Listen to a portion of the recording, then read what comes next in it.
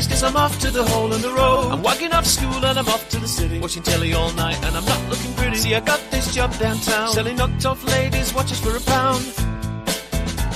For a really dodgy man that I met in a dodgy cafe. You know, he said to me, the girl who sold these yesterday wasn't selling very carefully. Police came along and took her and all my watches away.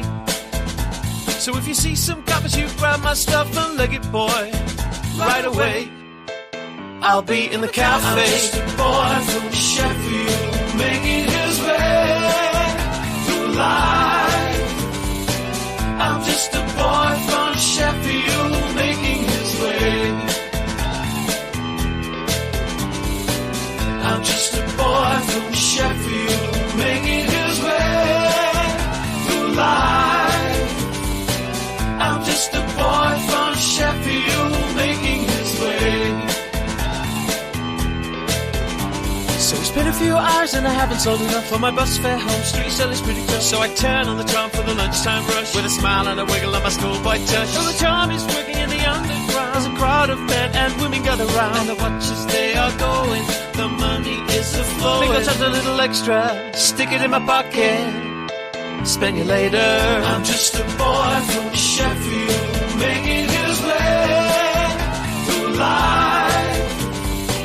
I'm just a boy from Sheffield, making his way. I'm just a boy from Sheffield, making his way through life. I'm just a boy from Sheffield, making his way. I haven't sold a watch for an hour and I'm dying for a slash. I've had enough of this, so I'm off for a piss. Then a quick walk back round to the cafe, sitting at his table drinking tea. Looks at me suspiciously, then with a glance at the watch he says, how did you do?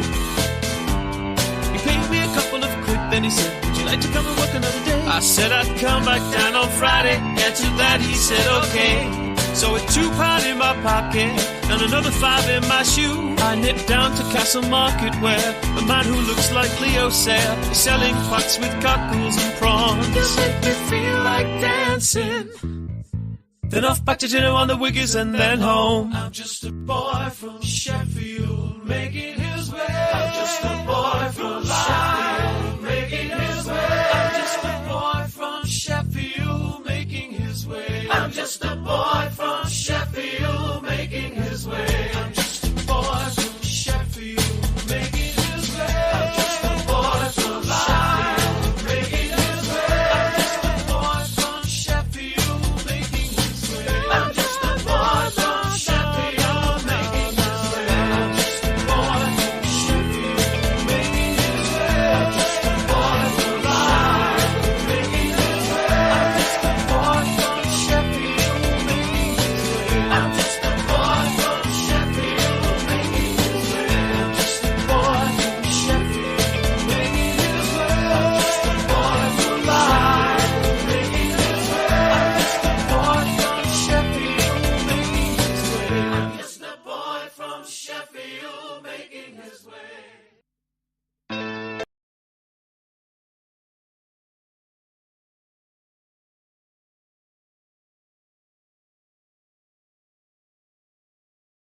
I'm going to have to find a way to do that easier. Sorry about that. Oh, I said, oh, bollocks, before you even heard me. It's a good job I didn't say, oh, bollocks, when I went air. Let me put my fucking camera on. Fuck's sake. There we go. Good evening. Welcome to... Right, I'm not very good at this. My fucking... Huh? I know, it's fucking terrible, isn't it? It's because of all preparation I do. I get all... I get all like nervous and stuff like that when it comes to showtime. Anyway, good evening and welcome to Raconteurs News. It's After Dark on a Friday. Yes, there we go. It's Friday, the 22nd of the 7th, that's July 2022, and I'm joined, as usual, by my good mate, Jimmy Hagan. Jimmy, how you doing, my old mucker? You need to... Oh, I've muted you, mate. I've muted you because I could hear you breathing. See, it's going well already. Go on. Yeah, hi Jason, and hi everyone in the chat. Denny, So South, you being the whole lot, the whole crew. I'll just because like can't go through all the names. I'll leave that for you, Jason. You know, you're the pro. Well, yes, but not in the biblical sense. I'm not the pro, but good evening to everybody who's in the chat room. Newbie and Dinny, Chris Partridge, So South. Good evening to you, So South. Wigan Joker, Jimmy O. Good evening to you, mate. I hope you're okay. He's got a show on a little bit later on. I think about 10:30 he does one on a Friday on YouTube, unless that has changed. Good evening to Health Freedom UK, Robert, as well. He's going to be having his show next week, hopefully. His first show will be next Wednesday, the 27th. It's the health show on Raconteurs News, and that is going to be next Wednesday at 8 o'clock, I do believe. But I've not spoken to Robert since he had the incident with that's had the problem. So I look forward to speaking to you in the next couple of days, Robert. We'll set that up. Chris Partridge as well, and Tony, the non-violent extremist. Paula, of course, who sent me a lovely text yesterday. Thank you very much to you, Paula. I've still not got your parcel sent in post, but I have made progress. I've bought some Jiffy bags. You know how terrible I am. But the thing is the thing that's stopping me from I can't walk at the moment. So going anywhere like the post office or anything like that, it's pretty much out of the question, because I'm just really fucking frightened of pulling this thing on back of me and knee again, and it's really feeling okay, but I just need it still feels a bit tight. So I just want to make sure that that's okay before I do any walking about. So I'm sorry for that, Paula, and also sorry to Adi, because I can't take him shopping. I can't take him swimming. I can just take him shopping because I can get out to my car, pick him up, and then he goes and does his shopping and stuff like that. So it does having a bit of effect. So Paula, there will be a parcel next week for you. Next week. Okay, definitely. I'll definitely get it done. Kitty as well. Good evening to you. Hello, guys. Hope you're okay. Welcome, Jimmy. Hello, Jimmy and Jace. Say hello to Kitty. Come on, Jimmy. Hiya, Kitty. Good to see you, kid. Did you have a shave? Well, I don't know. Can you tell? Well, yeah, it looks like you have. I've had a shave. Yeah. It was a good idea, man, because it was annoying me for the last 3 days. So, you know when you get like that Grizzly Adams look, and it's just really fucking annoying, and we'll get rid of this fucking cutting thing, Look, so yeah, I had a shave, and I feel absolutely fan-dabby doozy now. Oh, I thought I'd lost an art. Oh, it's behind me. Excellent. Like this is a back behind the scenes thing. Did you see, Jay? Did you see that you had a poltergeist right behind your left shoulder there about 2 minutes ago? Did I? Yeah, it kind of looked female with red hair. Oh yeah. Did you? What do you mean? Yeah, she says it. What do you mean it?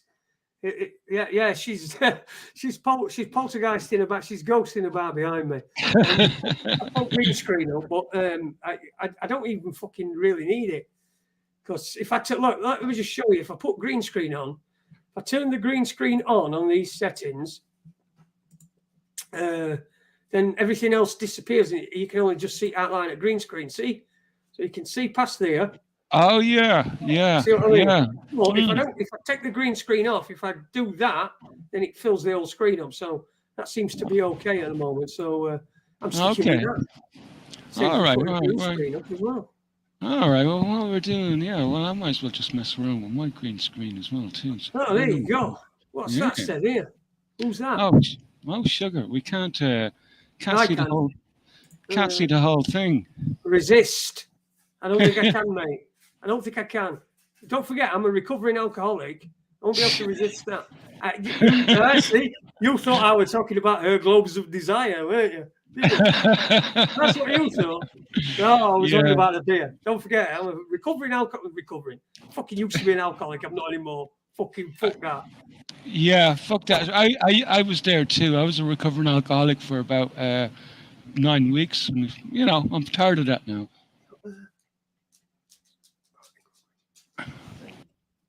Sorry, I'm ordering my drinks here. not from Mrs. Resist there, but from the ghost. I love Did the you way stand that you, behind stuff then? See you're that? able to, you're able to put your arm out into space, really. There, that's It's disappeared. Oh, shit! Oh no, everything's going everywhere. Fuck! Fucking lighting's gone. Fuck me. oh man. Rubik's cubes everywhere. There we go. Oh, that's comical. That's comical. Brilliant. This has been the best start to a show I think I've ever seen yet. You know, brilliant. It's it is a half decent one. Kevin Street as well. Good evening, Kevin Street. Buxom Wench, he said earlier on. It's the two of us, two for the price of one you get at the moment. Anyway, Jimmy, it's been another weird week. I don't really know what's been going on in news apart from it's been red hot, and we're all going. And then it fucking pissed it down. It's been really pissed. Sorry, thank you, baby. You're welcome. Goodbye, everybody. Goodbye.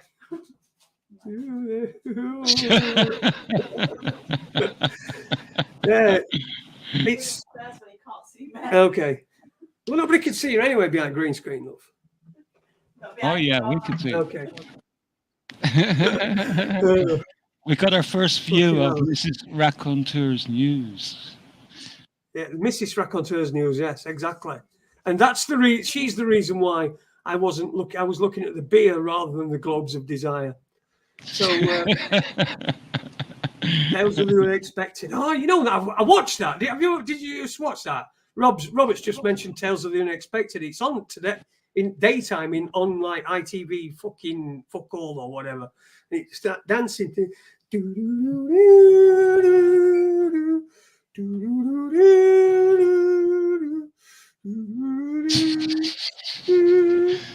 I remember it, yeah. Hey, imagine yeah. if I could do that with a green shirt on green screen. Oh God. Just the head floating. It would be just your head, wouldn't it? Anyway. Yeah, so has there been out going on this week? How close are we to getting a new Prime Minister over here in the United Kingdom? I know you're in Ireland, but Very close. Very, very close. Very, very close. It's there's Mrs. Raconteurs now. And Happy phone again for you. thanks, babe. so it's starting to look more and more like Liz Truss is going to be the option. But like, holy fuck. Liz Truss. Liz Truss, yeah. Is she? What I mean, what are we to expect with? I mean, what is she telling us that we're to expect with her?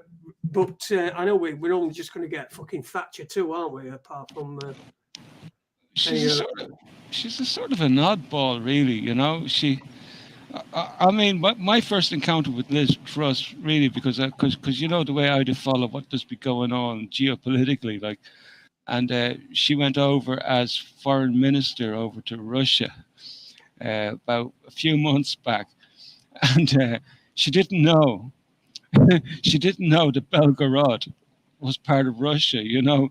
She was sort of like under this, and she had to be corrected on a couple of places that were actually part of Russia, which she seemed to be under the impression that weren't part of Russia. So as far as geography goes, she wouldn't make a very good geography teacher.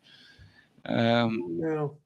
And then there was the matter of Brexit. Like she's the woman that's going to get the Brexit done, but yet she was the one of the players that was opposed to Brexit. So I think I don't know what to make of it. Like, you know, it's like, does it matter who becomes prime minister in England? Because I think we're do you know what, with the way things are going, it doesn't matter. Like, you could have the Wombles of Wimbledon running the cabinet, like, and it wouldn't make the slightest bit of difference of what's going to happen in the end over the next coming 5 to 6 months, which is like the total collapse of Europe.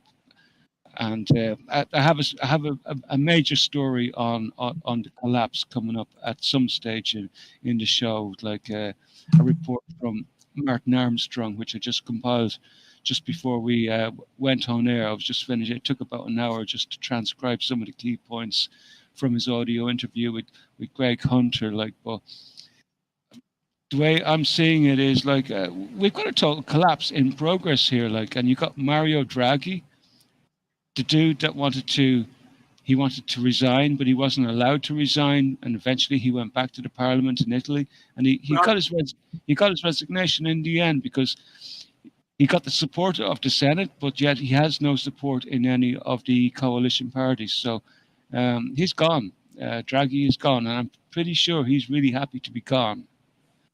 Because so we've got governments really falling all over Europe, haven't we? I mean, if you include ourselves, I mean, we are in Europe, aren't we? We're not in the European Union, but we're in Europe.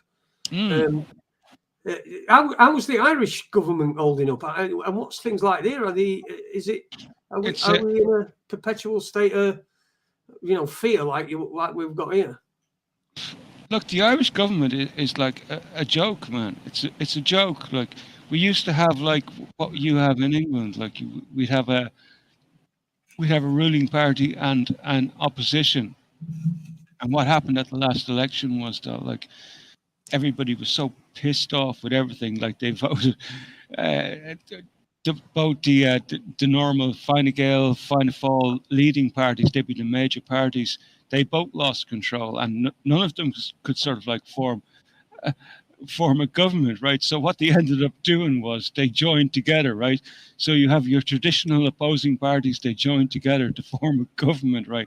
So we have no opposition. Honest to God, you couldn't make this shit up. We've been living under this fucking bullshit now for about 3 years now, and we got no legitimate opposition. We've got Sinn Féin, of course, and they're just a bunch of Europhiles, really, goddamn fucking communist fucking bastards to the core.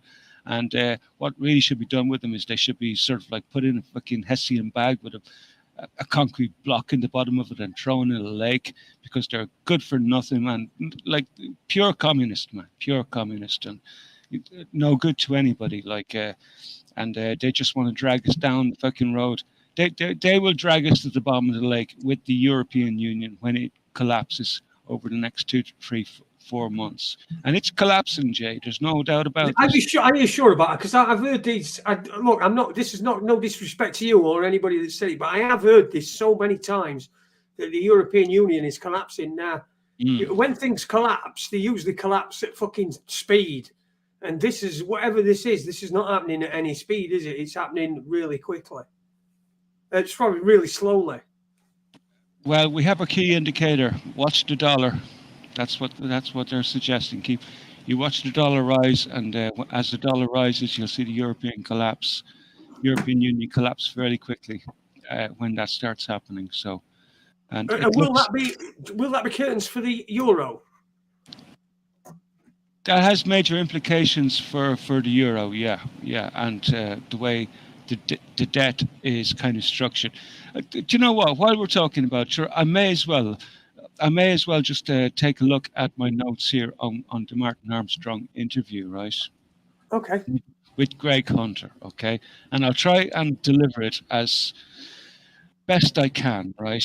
I'm not fucking good at this shit, like, but so he opened the interview with Greg Hunter on the Greg Hunter Show. You can find it over on Rumble. And the headline for the interview is 2023 will be the year from hell. Now, for anybody who is not familiar with Martin Armstrong is he's a long-term economist. He's been in the business for about 40 years now, and he does advise major international governments on what they should do, especially in around currency collapses. And he has a specialized piece of software that he uses. It's called Socrates, which follows capital flows, basically. So he's watching the capital flows of currencies going from one country to another.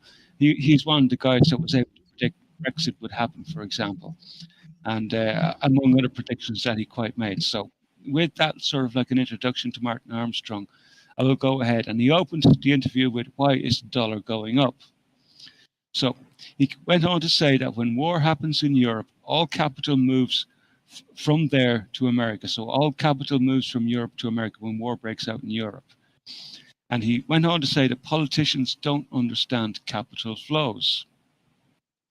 So he's suggesting that we're going to have a continuing decline of the euro and rising commodity prices. And he went on to highlight what the head of Hungary was saying about Europe is committing suicide with sanctions hurting Europe more than Russia.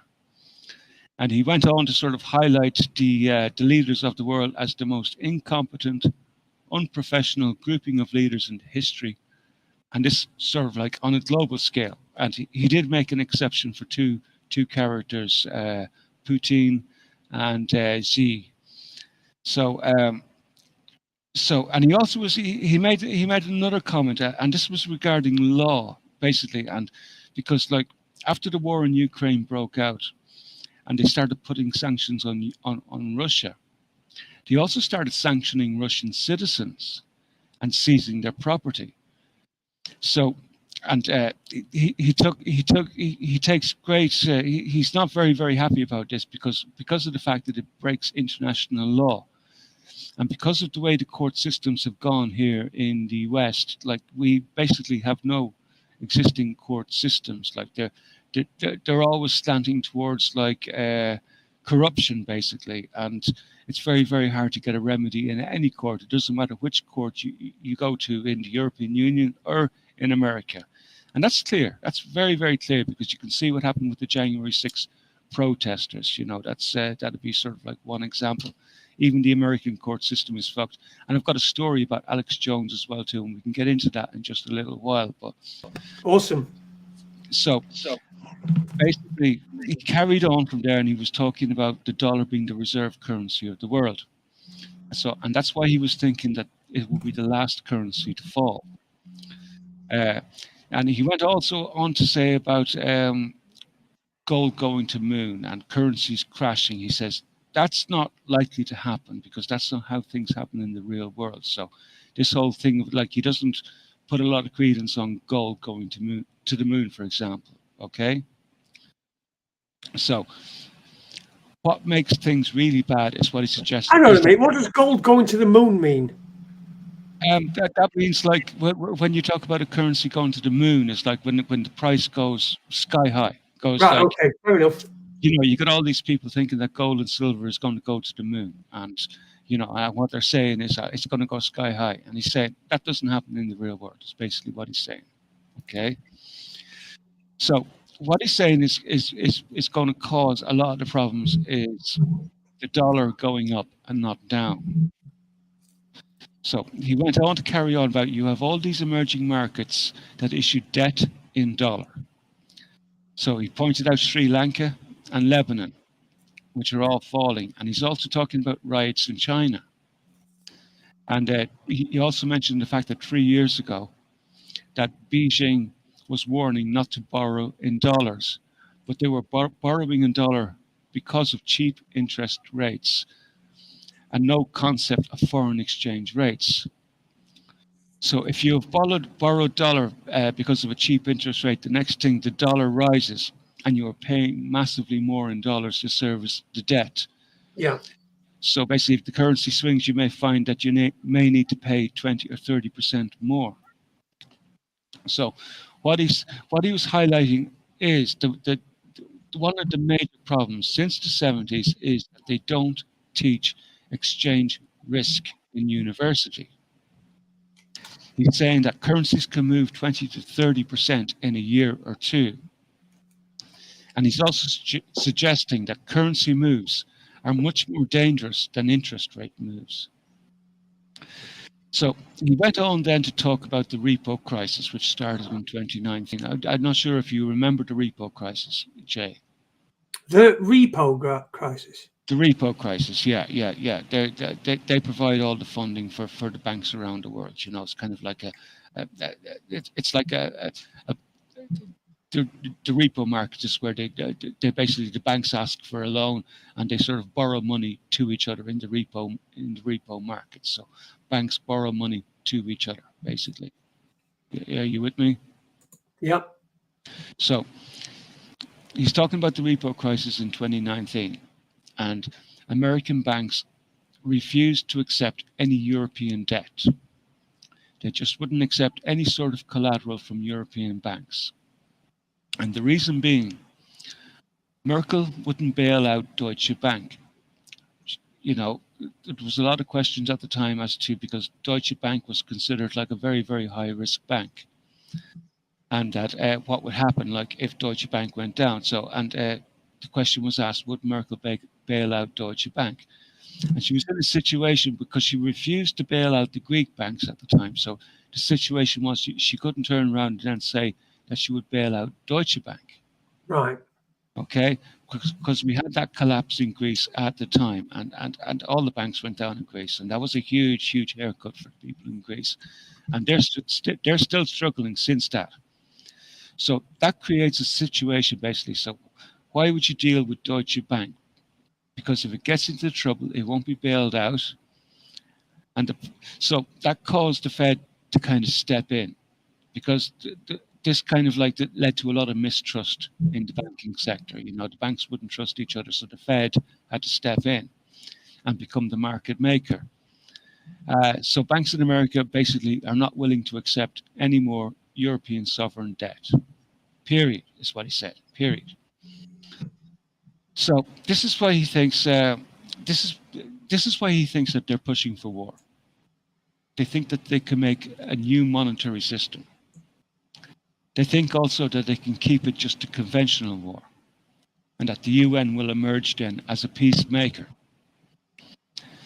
So then you will get a kind of like a new Bretton Woods, and that you get to redesign all the currencies and wipe out all the debt, because there's no way out of the debt crisis. And I think he's been deadly serious about this, because there does not seem to be, and this is one thing that all the economists that I do follow basically, and I'm not an economist, I know nothing about it, but I depend on the economists I listen to understand what the fuck's going on. None of them can see a way out of it either. So I think in that matter, I think they're all agreed. So he carried on then to talk about Europe and how they kept interest rates negative since 2014. They wiped out all the pension funds by doing this, right? So the only way out of this crisis is default. And if they default, they're worried about millions of people storming the parliaments of Europe. And then he went on to mention Draghi, because like we're talking about Draghi there just a few minutes ago. And and this is probably one of the reasons he wants out, because this D-Day is probably sort of like on the horizon. Draghi was the man who developed the negative interest rate idea. And he carried on to say that if they were going to hang anyone, it would be Draghi, right? For what he'd done to the people, right? You know what? No argument there. No, I can find no argument with anything he's saying. So basically what they've been doing, like he went on to carry on to say that basically what they've been doing is since World War II, they've had zero intention of paying back any of the debt they've been borrowing. And every year they borrow to pay off the deficit, right? So he thinks that they would have been much better off if they had just printed money. But what they've been doing is borrowing to pay off the debt. And this kind of like rings true, because like a lot of people used to be running like several credit cards, you know, one credit card to pay off the other credit card to pay off the other credit card. Right, that's it. That is a fact. Like, and this is what the governments have been doing. Basically, they've been borrowing to pay off the debt. So that's been going on since World War II. Now, he goes on to say that 70 to 90% of pension funds, by law, have to be based on government debt. Pension funds need an 8% return to break even, and this is why the pension funds are falling apart. Thus, the push for a basic income. And he went on to say that they have created such a mess that the reset is needed. And he kind of agreed that a reset was needed. So, and also Greg Hunter stated in that interview, just at that point, about Edward Dowd. I don't know if you're familiar with Edward Dowd. He was outspoken about the numbers being reported from the COOF and all that, and the debt rates and the insurance claims as well too. So you're probably familiar with Edward Dowd. No, but go on, carry on. Okay, I get some idea. I'm just not familiar with. Sometimes I remember names, sometimes I don't. Oh, you can't keep up with it all, basically, right? So Edward Dowd, like he's been very outspoken quite recently, a very, very important, influential character, and he's also talking about the social contract. The social contract has got to do with the pensions and the social and the social welfare. And he's saying it's broken, and people think they're going to get their pensions. And he goes on to state, which they are not. They're never going to get those pensions. So basically, what Armstrong is saying, the worst outcome is going to be in Europe. And he says America is the prettiest of the three ugliest sisters, as he says. You know, they seem to be set up that they're not going to go too bad. So he's predicting. Well, actually, his computer system, Socrates, is predicting that volatility is to start in August to September, with the worst to hit in Q1 of 2023, and that the governments have no clue as to what the scale of the problem that they've created. Now, he's not like he didn't have a solution, right? He did have a solution, and the solution goes like this: the current global leaders would have to relinquish power, and basically, what you'd have to do with the debt would be you'd have to restructure it and convert it into equity swaps. And basically, with those equity swaps, you issue coupons and state those coupons are only good for buying domestic securities. Now, I'm not a financial fucking guru. I don't know nothing about this, but this was the solution. I had to play it 3 or 4 times just to get it, like, because he speaks he's got a weird accent. So what's an equity swap contract? I have to look it up. An equity swap contract is a derivative contract between two parties that involves the exchange of one stream of equity-based cash flows linked to the performance of a stock or an equity index with another stream of fixed income cash flows. So whatever the fuck that means, I'll try fucking figure out more. But look, that's what's going on in Europe as far as I can gather, Jay, right? And this is the best information that I can fucking get till now as to why this goddamn fucking war is going on, right? So this, give me, just link the war and this together. Why is this linked to the war? What you've just been describing, and why is it linked to the war? Because basically what Armstrong was saying was, if they can have this war, and you can have sort of like, they're hoping that they're going to be able to keep this war conventional, a conventional war, that it doesn't go nuclear. And that after the war, the UN can come in and make peace, and then they can have a new Bretton Woods. And then with the Bretton Woods, they can wipe out all the debt and sort of like do brand new financial structures in all the countries around the world, basically, and recreate the financial system. So that's how he's linking it to the war.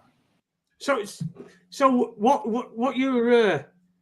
what you're saying is then? Oh, sorry, I don't want to put words into your mouth, but from what I'm taking from this is that I've completely fucking forgot what question works. So I was trying to work out how to fucking say it to you, but I did have one.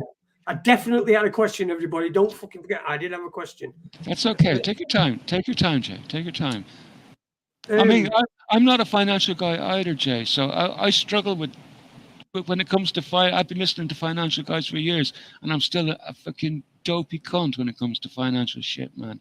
But today, for the first time, the last couple of days was the first time I actually got my head around what's going on with these credit swaps and this debt, and what the story is with the pension funds. So, you know. Yeah. I mean, it's been interesting. It's stuff going on with the banks. I mean, locally. Oh, right. That's what I was going to say. I've remembered my question. So, right, what they do is they say, right, everything's fucked up. We're going to have to reset it all. And you're going to get these tokens, these fucking bits of paper, and they're going to represent what you owned prior to the, as much equity as you had prior to the collapse, right? Is that what you're saying? Is that everything's going to be replaced by these bonds? Or No. What they'll do is they'll just give everybody, the way I'm reading it is that they'll give everybody a sort of a basic in. The credit, the equity swaps are more related to like how people are going to sort of like exchange debt with each other, like bigger entities. As far as the ordinary people go, you can forget about your pension. You can forget about that sort of shit. It's gone, spent, finito. That's why they need I think Robert put in the UBI. Basically, that's why they need the UBI, Universal Basic Income. Which, I mean, let's face it. It doesn't matter what you call it. Like I mean, what good is a pension anyway? Like, you know, with the way prices are going, like you may as well just have a UBI as a pension the way it's going. You know. Yeah, I mean, there ain't no pension money. I do remember when I were a kid, when I were sort of leaving school age, we had some guy who came into school, and he was telling us about, he was trying to get us ready for, you know, going out into the world and all this sort of shit. And he talked about pensions, and he said he was talking. He said the state pension is going to be fucking way gone before you've, you know, before you get to taste any of it. And also, he said that private pensions were, and I mean, this is a guy giving advice to school leavers, but he was saying private pensions, don't bother with them because they're just going to be the same. You're going to pay in and paying and paying, and you're going to see a fraction of what you paid in if you see anything at all. Mm. And that were, well, nearly 36 years ago, something like that. And that's what the guy was saying then. So there you go. Yeah. Somebody in chat rooms asked how Webby is. We're not seeing him. We're not seeing him in chat. I don't know how Webby is. You're probably best off asking Wigan Joker. He knows better than me. He's friends with him. But I hope you're okay anyway, Webby, if you're listening. Kendo, good evening, mate. Tit and Pub Tabloid as well. Good evening. Dinny's gone, Chip and quit. Oh, fucking Dinny. You know that it's just the darkest soul ever, Dinny, isn't it? It's just pitch black. It's even blacker than black. It's a black hole. His soul is a black hole, and he's trying to drag us all in. His gravity's amazing. Yeah, so it's not. What I don't want to do is I don't want to put people into a panic. But I mean, all we're doing is we're reporting on what other people have said about these things. We don't know whether this is going to come to fruition at any time or not, do we? So all we're doing. So please don't start fucking, shitting yourself and start building a den or something. I don't know. But it's always good to be prepared, though. Have a little bit put aside. What do you reckon? I don't mean money-wise, because that's going to be worthless. I'm talking about commodities. Yeah. Build community, work together. You know, this is what it's going to come down to. Like, I mean, we've all been isolated from each other for donkey's years. You know, everybody's in their own little corner and doing their own fucking thing, and you don't give a fuck about your next door neighbor or anybody else. So I would suggest it's time to start building community, because you can do a lot more together than on your own. You know, money, I wouldn't worry about it. I think money's going to be irrelevant for some time now. I think this way, there's no point panicking about it either, because, you know, what's the point fucking panicking about it? Like, we're here, you live in the now, you work with what you fucking got. And if you're a man of God, woman of God, have faith. Or if you've got skills, use them. You know, it's like, look, we can talk about this sort of shit. And I put a lot of credence in what Martin Armstrong says, because, you know what, he's right most of the fucking time. He's a very, very intelligent man. And when he's issuing sort of like a warning like this, it's time to pay heed. At least you know that it's going down. And you know what? I am fucking delighted that it's going down. Absolutely delighted, because it's a house of fucking cards, Jay. The whole thing is a house of goddamn fucking cards based on nothing. And you know it, I know it, and I think the whole bloody chat knows it. And the best thing that could happen to it is that it collapse and it toppled, because they've been working on an economic policy which is like, was on a path to failure from the beginning, from the 1970s. And this goes back to what we were talking about. I think I mentioned on last week's show about Gonzalo Lira.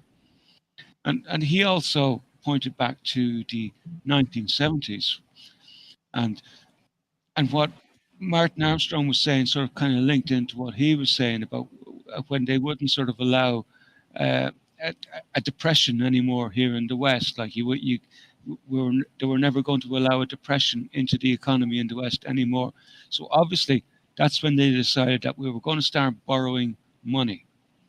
So we borrow money to pay the debt, and we can keep it in this cycle, right? And it'll be all right because it'll all work out okay in the end. But clearly, what Martin Armstrong is saying is that like they had no clue about these foreign exchange rates and stuff like that, like and what can happen to foreign exchange rates. So, like the people that have designed and are using these economic instruments and these policies, they really are inept, the most stupid people that on the planet. And do you know what? Everybody should just sit back, relax, and enjoy the fucking show. Watch it collapse. And do you know what? It's a great day. It's going to be a great day because the phoenix always rises from the fire, as they say. you know, so I'm kind of looking forward to what's going to come out of the ashes of the at the end of the fire. That's what I'm waiting for, and I think it's going to be worth waiting for, and it's probably going to be worth a bit of pain as well. So, let's not be fucking negative about this shit, right? Yeah, perfect. Yeah, I'd agree with you on that. Being negative is not going to get you anywhere. It's not going to do you any good at all. And you're looking at a man who's fucking been at death's door for the last fucking 3 years. Well, 3 out of 4 years.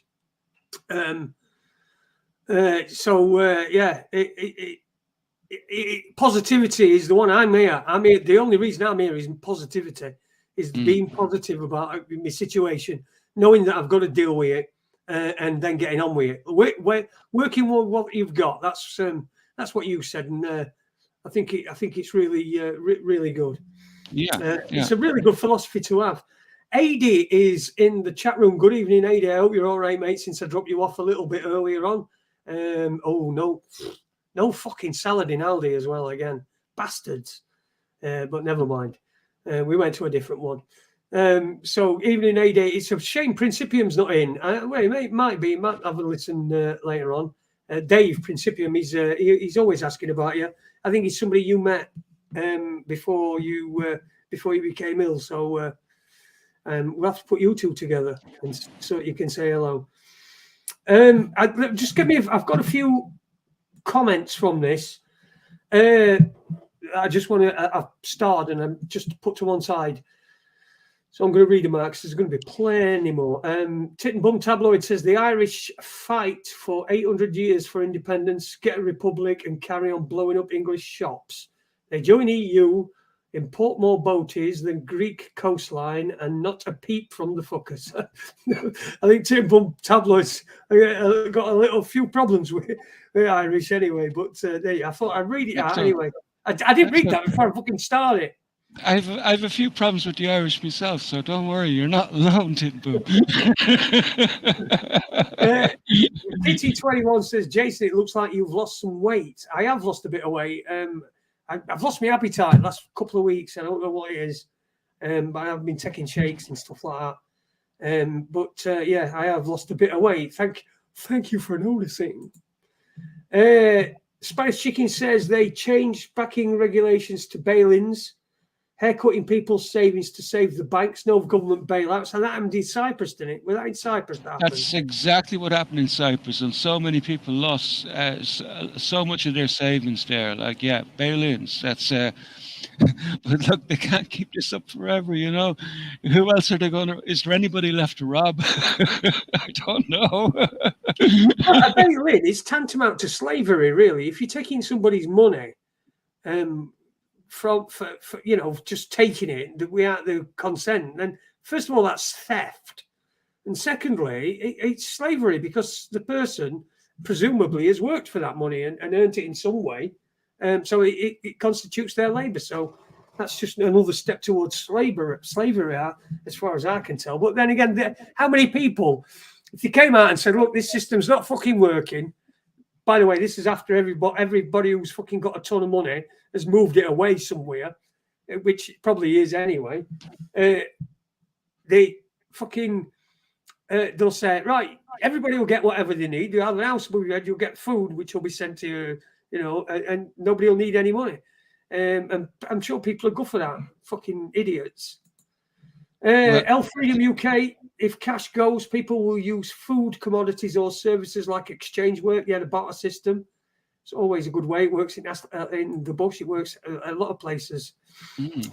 Delay using cash, pay by check or RFID. You soon like a dog. Cash once burnt you cash. Don't quite get that. It's probably Mia anyway, but thank you for that. Kevin Street, I've got 3 more and then we can get back to it. Why has Edward Woodward got 4 Ds? Because Iwa Wua sounds stupid. Okay. Edward Woodward, I can say his name in Bath with my arse. L3 UK says if you have over 80 or 100 grand in the bank, the banks will steal 80% as a bail-in when the system crashes. Chris Partridge says as well that they used to settle problems with debt jubilee, where all debts are cancelled. Raconteurs knew we were talking about. We touched on that last time, didn't we? I think we thought that were every 70 years that happened in the past. But in my 70 years on this planet, I've never known one. That's what we were talking about basically when we're dissecting that Martin Armstrong discourse with Raconteurs. Like that's what we're talking about. It's in a sense it's kind of like a jubilee, all debt getting cancelled. But do you know what? They're going to bring you to war first, and after the war, then they'll cancel the debt and build a new finance system. So. Yeah, this is their version. I always thought periods of austerity preceded a war, then the war happened, and then after the war there was all the rebuilding. So there's an economic boom in certain places. Obviously, not in fucking who's lost. Whoever's lost, there's no there, but because Germany were paying reparations back weren't they till 2012 from First World War. Yeah, I just wonder, is this war in Europe going to expand? And I'm not talking about Russia sort of like going any further than where they're going, like, but are we going to get something else break out in Europe? Do you know what? I don't know. I wouldn't rule anything out now, you know, because you know what? Desperate people will do desperate things when the shit hits the fan, you know. It's kind of like one of the things I've been thinking about, like if a country is going without, how hard would it be to mobilize them against another country who had something that they thought they needed? It is kind of concerning what's going on because I don't think I'm not worried about Russia. I'm kind of more worried about what's going to happen internally in Europe, especially between Germany and France, for example. Or, you know, I wouldn't be surprised to see a war break out between them. Anything is possible at this stage. Between who? Sorry, Germany and France. Germany and France. Okay, that'd be interesting. Well, not for the people, not for the ordinary people there, but for the but as an observer from a difference and from a distance and as a historical event, it would be interesting. But obviously, we don't want war because it's fucking war's just death and destruction, and nobody fucking wins a war apart from the cunts who don't ever go. Yeah, it's kind of curious that Germany is starting to rearm. You know, I think they put out a huge investment into sort of rearming their military. I think 100 million there about a couple of months ago, if I remember correctly. So it's curious to see Germany rearming after all this time. You know, and I always thought, like, if you start to see Germany arming again, it's time to get fucking worried. Yeah, it is. Media Mogul wants to know, so what did Alex Jones say, lol, or do, or whatever? He said he got an Alex Jones thing. Let's get into that. Yeah, I didn't take any notes on it, so I'll just try and go from memory about what I have about it. So, obviously, everybody is aware that Alex Jones was very, very outspoken about Sandy Hook, right? And he had a lot to say on the matter. And he's been a very, very divisive character when it comes to Sandy Hook, and so divisive that he ended up in a couple of court cases. And it turns out over the last couple of weeks that Alex Jones has lost his court case, and that he has ended up having to pay $1 million to the families of the Sandy Hook families. Did you hear about this? I did hear about the court case. I knew he'd lost, but I didn't hear about the damages. I think the damages, when I heard about it, were yet to be discussed. $1 million he had to pay to the families of Sandy Hook for his $1 million each, or just £1 million? 1 million in total now. It's a very, very, very, very interesting case, because I was listening to him. I'd lost touch with it all, like, you know, but I was listening to himself. And are you familiar with Robert Barnes? Robert Barnes would be his legal representative. Like, he's a very, very interesting man. Robert Barnes, very, very interesting man. He knows a lot about history and stuff like that, especially when it comes to the Americas. But like, he's not just confined to history of the Americas, and he does Beyond the Duran from time to time as well. So, and him and Alexander Mercouris get on quite well. But the case itself is very, very intriguing, because it appears to me that he was not allowed to argue the case. He was going on. He wanted to bring the Second Amendment, or the First Amendment, the First Amendment into the case on the right to free speech, but he was not allowed to argue that case. So there's a load of question marks about what's going on in America, and especially like with the Constitution and constitutional rights. So you've got a case now where somebody has been denied even to bring up an argument about free speech into a court case. And that to me says a lot about what's going on in America. And it looks like the Constitution has been slowly eroded over there, and that the fundamental rights that the people once enjoyed are now being sort of like whittled away. Now, I see this case as being sort of like kind of like the canary in the mine sort of case, like, you know, because I mean, like, whether you like Jones or you don't like him, you know, is irrelevant. Like, the point of the matter is, you either have the right to free speech or you don't. And if you're brought into a court case and you can't even address the topic of free speech, what the hell is going on? Is America totally captured? Is America about to fall? What's the story? Do you think, Jay? Can you tell me?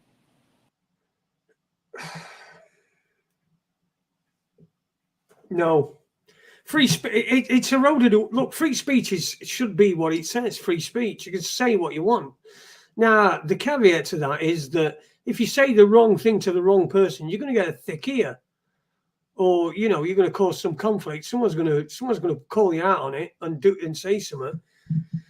So it should be just like everything else. It's self-censoring, really. You do censor yourself. Everybody knows they censor themselves. You don't go and talk in public to the way that you talk to your mates, you know, effing and blinding and all that.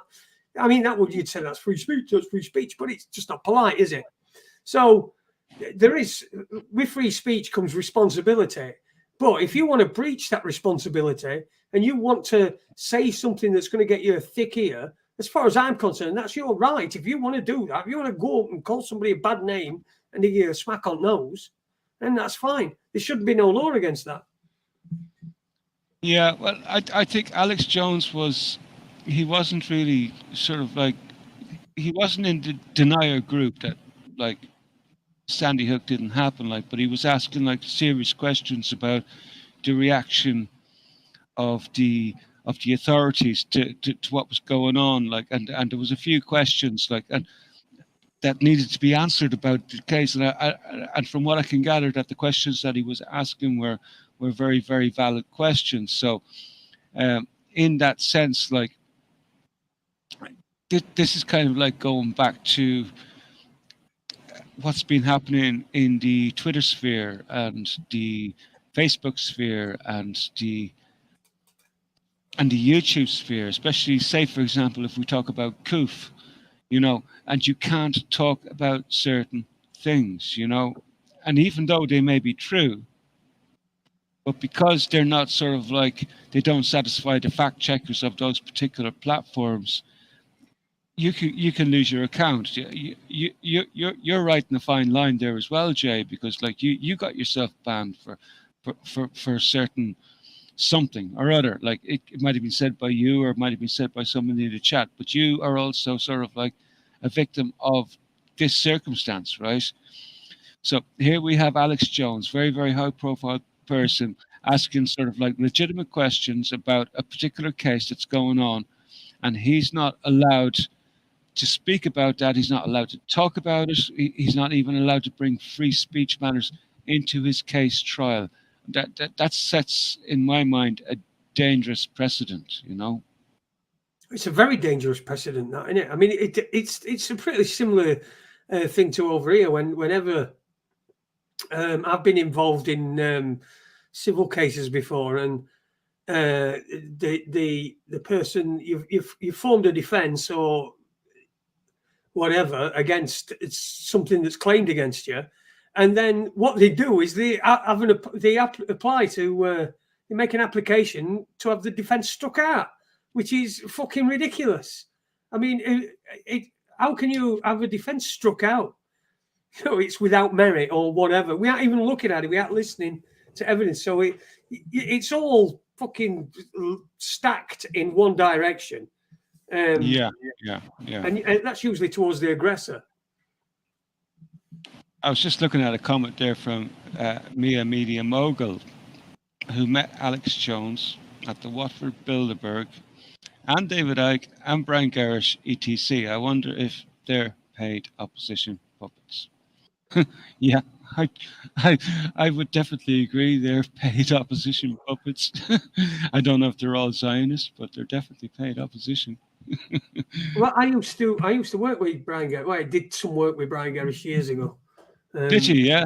Yeah, in 2014, we were part of UK. We called it Flying Column, and I were involved with somebody with that. And we did a couple of reports on UK Column. But what it were about, because they're down in Plymouth, aren't they? So they can't get fucking anywhere. Nobody can get anywhere from Plymouth. So there was something going off in Rotherham, and we went on and did an interview, and that it just blew up. It were incredible, actually. The result was incredible. But I wouldn't put that down to the UK Column. I put that down mostly to myself and the guy that went and did the interview and went and sought out these people and did the interview and stuff. So. And look, the thing with Brian Gerrish is this. I don't know whether he's fucking, could be MI6 CIA, could be fucking I don't know. Could be It could be a fucking Morris dancer for all I know. That's the thing. But he is a bit of an arsehole. We were waiting to go on. I think I've told this story on here before. I must have done. But we were waiting to go on when we were guests on there, and we were sat waiting. And Brian Gerrish, what he does is he sits there for about 10 minutes, and he don't even, well, everyone's ready and everything. He don't even look up from his notes. He's just reading his notes and reading his notes and stuff. And then he gets to our bit, and he goes, "Who are these people? What have they done? Who are they? Who are they?" And all this, and like, I would have thought it'd have been briefed and known, because to us it were massive. We were lead story, it were going to be on there, and it was just a bit crazy. And I met him in Glastonbury as well. In fact, I've got a selfie if anybody would like me to get it out. I've got a selfie with me and Brian Gerrish. It's mostly Brian Gerrish. You can tell he's not really a willing participant, but yeah. But I do watch Brian Gerrish from time to time. He's on that show. What's it called? What's that show he does be on? Brian Gerrish lately. The show he does now. UK Column. UK Column. Yeah, that's the one I'm saying. I do watch it from the odd time. It's all right, but just. Someone said, Sussex Cossack has said, unblock Exxon's Departo. I don't know who that is. I ain't blocked anybody. And I don't block people. That's for the bouncers in the chat room. By the way, there's only Dinny in there who's a bouncer at the minute, I think. 44. I need to get some more bouncers because a lot of bouncers are. Tony's there as well in this. Sorry. Yeah, Tony's there. there. And I don't know. I would apply for a job as a bouncer, but I wouldn't be a very good one. They used to call him Count Gerish, lol, says Dinny. That fits. That kind of fits. I could imagine him with a dark cloak, and and fangs, Yeah, definitely, that would fit. Yeah, it would, wouldn't it? It would. Unblock Lizard King Jace. I haven't blocked. Listen, I have not blocked anybody. Nobody's blocked. So if anybody's not coming on here, it's YouTube that's blocked them and not us. So don't, please don't. Otherwise, I'll get really upset. I saw a fucking really good spoof the other day where there were two rival football gangs of football fans and all fucking shouting at each other and screaming, doing that. Oh, come on. Then one walks over to another one and fucking whacks him in fucking face. And instead of it all fucking kicking off and everything, one who's been whacked goes, "You brought me glasses now. What did you do that for?" That's probably what it's like these days, being a fucking football hooligan. "He's brought me glasses. There were no need to hit me, were they?" And other ones are going, "What did you do?" "Oh, come on, he's fucking mental, him." Oh, dear. Everyone's a moderator. Everyone is a moderator. No, I don't know. I can only see Spanish. Oh, Spanish Chicken is as well, yeah. Daniel, Rob's there. Sorry, everybody's doing. Everyone's there. But I don't think anybody's been banned. And I thought I seen you being there as well earlier on too. So yeah, there should be loads of arse kickers there somewhere to handle all that shit. Listen, do you want a 2-minute break? Well, we could do, because but I was also thinking. Because we got the Uvalde report came out as well too, so we could deal with that. But now that we've done the Sandy Hook thing and Alex Jones, we could go into the release of the Uvalde report on what happened at the school that was released. No, we can do that after the tune if you want, No, we don't need to play a tune. Well, we can. Let's play a tune. It's just a quick one anyway. It's just so that I can just nip and get myself something to drink. Yeah, no, you're dead right. That I can do with a break as well too. Good man. It's only a couple of minutes long. It's just the train wreck radio thing that we put on. It's just from this. It's pitch taken from this. We'll be back in just a couple of minutes. It's a Raconteurs news. It's 2018. I fucking said 2018 now instead of 2018. Like a wanker. This is live radio, people. What the BBC tell us isn't what the government want us to believe, then just think of that and, think about who benefits, because at the bottom of everything is somebody benefiting from something somewhere. And there's one thing for sure, it fucking ain't me, and it ain't you. And it's happening again. And it's happening again. And it's happening again. And it's happening again. And it's happening again. And it's happening again. And it's happening again.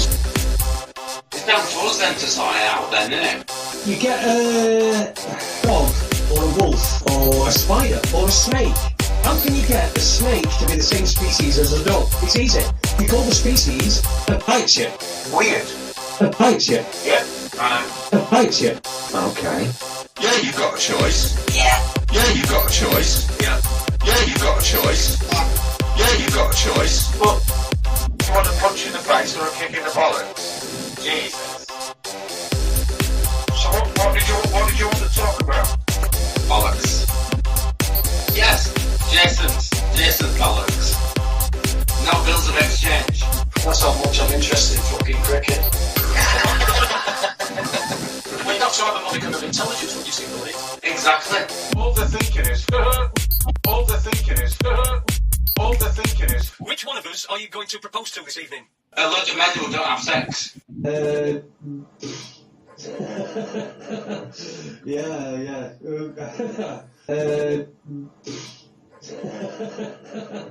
Yeah.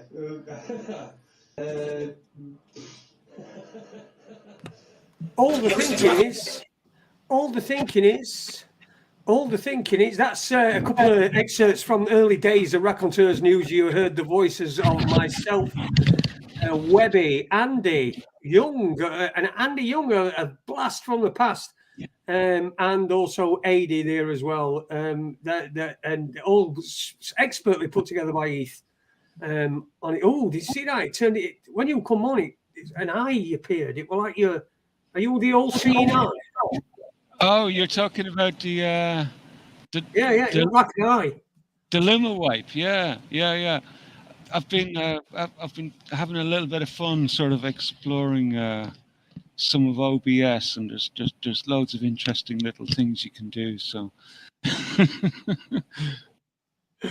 Oh dear. yeah. Right. Anyway, we're back. Second half. I don't seem like Uni's in chat room tonight, so he's probably with his grandmother. He's I know he sees her on a what is it? Friday, isn't it? Yeah. I think so. Yeah, I think so. Isn't it Friday? I'm not sure. But you know what? I'm not sure about this grandmother. Maybe he does have a secret girlfriend that he's not telling everybody about. Who knows? Maybe he does. Maybe he's got a negligee for his hand or something. I don't know. Suspenders for his fingers. You can do things. See what I mean? You got like you said earlier on. You got to use what you can. You got to work with what you've got. Absolutely. And if that's prostitution, so be it. Anyway, listen. You were talking about. You're going to have to give us a brief rundown of what the thing was. The report. It's a report. I can't remember what it was called. I've not seen it, not heard from it, so I'm getting all my information from you. So what is it, and what's it about? Oh, the Uvalde report, the school shooting, right? Basically, I'm sorry, I'm just rolling the ciggy here before I get into this. But the school shooting that happened in the States there, in Texas, in that town Uvalde, about a month ago, where all the police officers stood back and let that shooter run rampant through the school and kill. God, I can't remember the number of students that were killed. It was a lot. And you also had the parents being sort of arrested outside and being manhandled because they wanted to go in and tackle the school shooter. Do you remember that case? Yes, I do. I do remember it. Weren't very long ago, was it? I've not really looked into it, but I did hear reports that the police were stopping people from going in, and they weren't going in, and there was stuff going on in the school, and they were keeping the parents out and all that shit. But that I did hear about that. Yeah.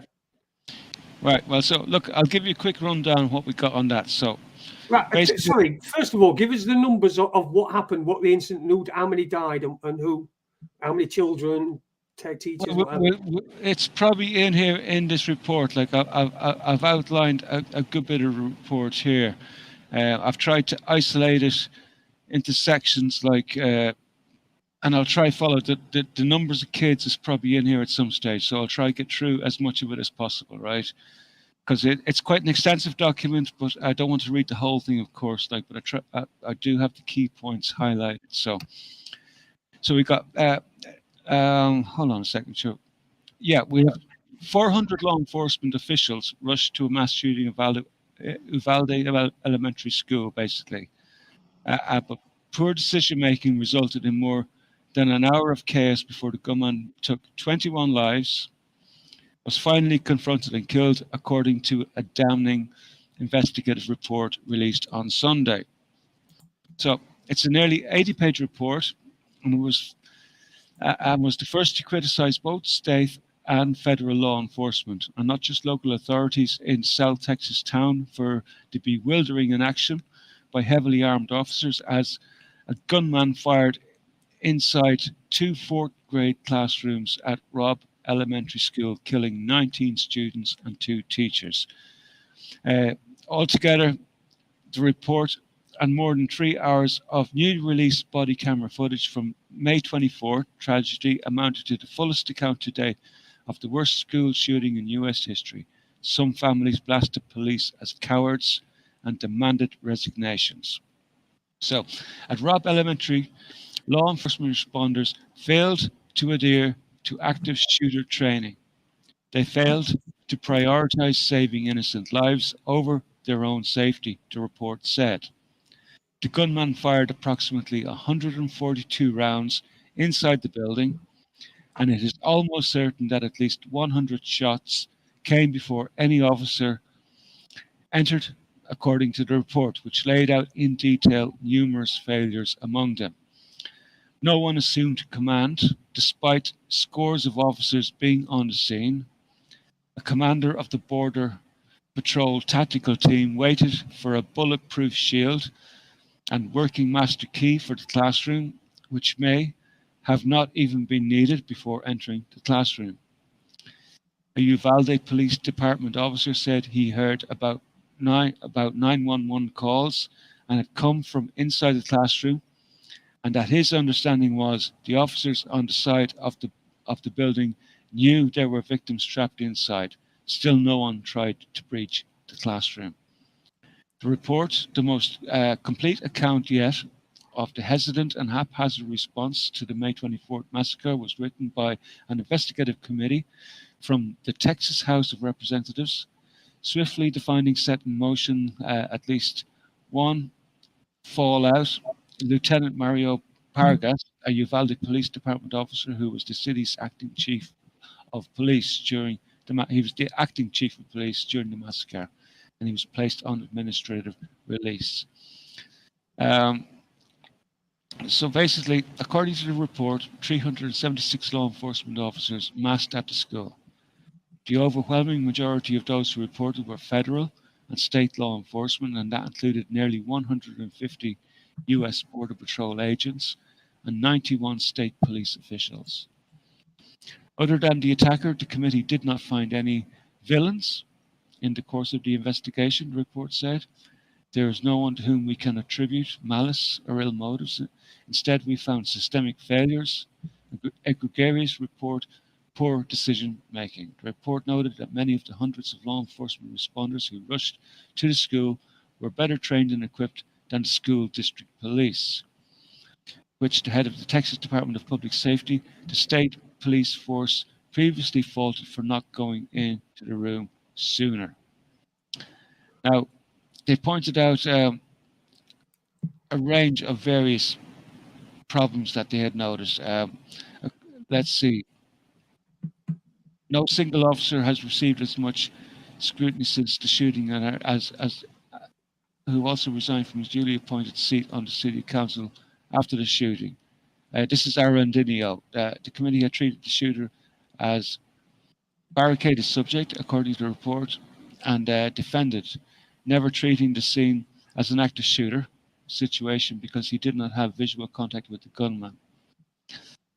Ararendo also tried to find a key for the classrooms. Now, this is the guy who was being suspended, right? Ararendo, he's supposed to be the chief on the scene, right? But no one bothered to see if the doors were locked, according to the report. Ararendo's search for a key consumed his attention and wasted precious time delaying the breach of the classrooms, the report read. The report criticized the lackadaisical the approach of the hundreds of officers who surrounded the school and said that they should have recognized that Arendo remaining in the school without reliable communication was inconsistent with him being the scene commander. The report concluded that some officers waited because they relied on bad information while others had enough information to know better. Hours after the report was released, Uvalde officials separately made public for the first time hours of body camera footage from the city's police officers who responded to the attack. It includes video of several officers reacting to word from the dispatcher roughly 30 minutes after the shooting began that a child in the room had called 911. The room was full of victims. The child 911 call, an officer says. So, look, there's no need to go on any further with this. Like, you know, it's a very, very long document. And if anybody is interested in reading it in deeper, it's the title of the document is Uvalde Report, 376 officers but egregiously poor decisions. And that article basically can be found on apnews.com. Right. apnews.com. So So what's the conclusion to the report? Is there any blame apportioned, or is it just a report outlining what the narrative, as it were? well, it looks like you got your acting head of police. He's taken the rap. No blame has been attributed to the local police because there was 150, 250 officers there who were better trained than them to handle the situation. It's like they all should have known fucking better. Basically, nobody did anything. The parents are in uproar about this. Calling them cowards, all sorts, and that's basically what they are, cowards.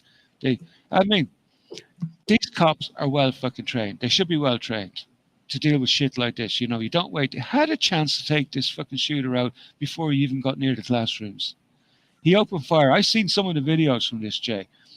This cunt had opened fire in the car park indiscriminately, right? Before he ever got into the school. He was already shooting indiscriminately at people. I'll tell you how bad it was, how bad the information was on the scene. Some of the cops actually thought it was the caretaker of the building was the shooter, when in fact it was when he wasn't. That's how bad the information was on the scene. It's hard to fucking credit that like 400 or 300, nearly 400 cops were there, and that's sort of like service they're providing to the people. It's just unreal. Is it any wonder you got people like Alex fucking Jones asking fucking questions, and then they're being denied the right to their First Amendment right to ask those questions in a court of fucking law? What is wrong with America?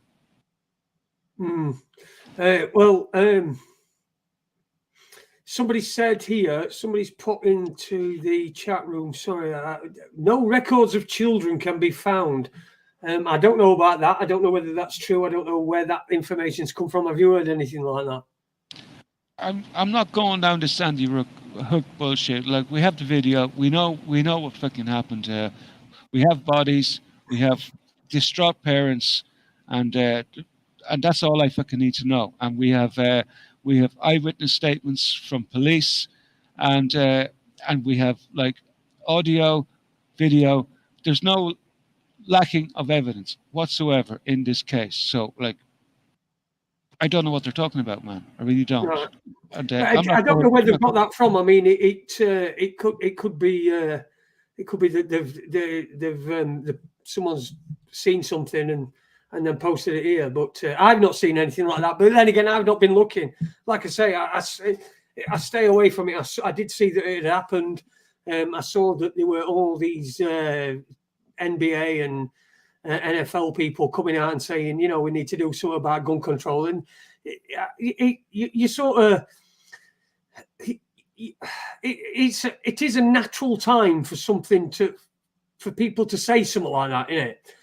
It is a natural time when there's been an incident where children have been killed in a school shooting, whether or not, if you don't think it's real, if you don't think it's real, it doesn't matter, because it is real, because the whole of the rest of the world does believe it's real. So if people believe something's real, then really you're if you're the only one. Sort of, what I mean? Even if it didn't happen, then people still think it did. So it just doesn't seem. It just, I don't know. I don't know how they can keep getting away with this. This is what does my head in. And if they are getting away with it, then people have got to look at themselves. Look at themselves and say, there's no way I would have been not smashing my way through that into that school if my kid were in there. No way at all. I don't care if someone shot me back when I'm away. That's fine. I'll die a martyr because doing what they're so fucking supposed to do. But the cowards, aren't they? Like you said. Well, not like you said, but like I said. Well, Tit and Bum Tabloid is making a good point there about why don't they arm the children? And no, there's no need to arm the children. Although it's my understanding, and I know from a lot of American families, they have their children well trained in arms. Like, but you don't arm children because That'd be great, wouldn't it? At playtime when someone's nicked someone's fucking conker. Jesus Christ. Someone fucking, me fucking conker. I bet you've got it, don't you? I Fucking know, gun to head. Give I me that know, fucking yeah, conker back. yeah. Could you imagine the fun in the playground, man? It'd be great. Oh, that'd be great. That'd be good, wouldn't it? Yeah, but there is all, but the point he said, but the point he's making, so it was going to tie into what I'm going to suggest is like, and which has been proposed and which is in legislation that you have concealed carry teachers who are trained and know how to handle themselves basically, and you have a certain number of them in each school. That are trained and competent in the use of firearms and well capable of dealing with situations like this. And with the correct training, you can do a lot. Like there was that shooting there. God, where was it? In the last week or so, that shooting in the supermarket where where one guy killed the attacker. He managed to kill 3 or 4 people, I think. And injure a good few others, but he took him out in about 15 seconds. Like this concealed carry guy, he had no police training, no military training, only the training he got on the gun range probably, and he managed to take him out in 15 seconds. If you have a well-armed teacher who's capable and competent with a weapon, they can do a lot in a couple of seconds, a lot of damage, and solve a problem. So. That was the solution that's been proposed. And they just need to enact it and get responsible teachers to step up to the plate. But then again, we'll end up with if they're faking this shit, which I've got no evidence at all. I don't know, but people in chat room insisting that there are things, that the actors and stuff like that, film studio. The indoctrination camps. I heard all the payments got a massive payout to keep quiet about what didn't happen. See, these are all things that they're unsubstantiated. I can't say they are or whether they're real or not. Yeah, me neither. But you would have thought, but you see, even if there's going to be a time where there's one of these people that have got a concealed carry that are going to, go fucking postal, as they say in America, that are going to go postal and do that. That would be easy enough to do for somebody that were doing concealed carry. And plus, I would have thought there would have been armed guards on a school like that, especially if there's going to be armed guards on any school. It's going to be in Texas, isn't it? That's what's bugging me. Why Texas? Texas is probably one of the best armed states in America. You got most of the hardcore gun enthusiasts that I know of and follow. They're from Texas, right? What the fuck is going on in Texas? Have they lost their skills and ability to sort of organize their shit and get these schools protected? I thought the schools were very well protected, in the States, where you had to go through fucking metal detectors and all like that to get through the fucking doors, man. And and if you need to go there, you go there. What's stopping them? Isn't it time to fucking do something about this shit? And even if you have to get ex-military guys, vets guarding the schools, I mean, pay the fuckers. I mean, I'm sure loads of them need fucking jobs. Give them something useful to fucking do, and get them in there. I'll tell you what, there's so much that could be fucking done. Yeah. It pisses me off, man. And I don't want to go near the conspiracy fucking shit because, you know what? It's not everything is a goddamn conspiracy, man. It's not everything is, and No, and of course it's not. No. It's fun to talk about these things sometimes, but sometimes we just have to fucking face Sometimes we go too far. Sometimes Yeah. we see something and first thing we think is fake. That's what we do Yeah. instead of looking and investigating and also first and foremost, is it relevant to you? If you're going to get into something and you're going to be investigating, you've got to have some relevance towards you. Otherwise, you're really just causing yourself trauma for reasons that are really selfish because it's It's nothing to do with you. Anyway, Tit and Bum Tabloids really trying to get a rise out of you tonight, Jimmy. I believe everyone should have the right to be armed except for the Irish because of reasons. So, Yeah, well, look. I've got 2 arms, so I'm fine, man. I'm well armed. I'm not too old. I've worked out what this is, you know. I've worked out what this is. Right? Yeah. I've worked out what it is. My microphone's there. Oh, right. That's where my microphone is. And for some reason, the microphone's disappeared and on this spaceship. It'll be something to do with space. It'll be... I don't know what it is, but scientists will definitely be able to give me a rational explanation. I can give you a rational explanation, man. It's fucking CERN, man. They fired CERN up there last week, so obviously it's fucking displacing your microphone. Yeah, it is. CERN. I didn't think of that. Look, it's a good magic trick, though, isn't it?